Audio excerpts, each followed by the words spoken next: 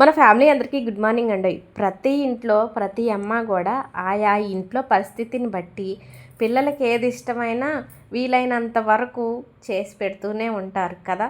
వాళ్ళకి ఇష్టమైనది చేసి పెట్టి వాళ్ళు ఇష్టంగా కడుపు నిండా తిన్నారనుకోండి, అది చూసి ప్రతి అమ్మ కూడా మురిసిపోతుంది. నేను అంతేనండి.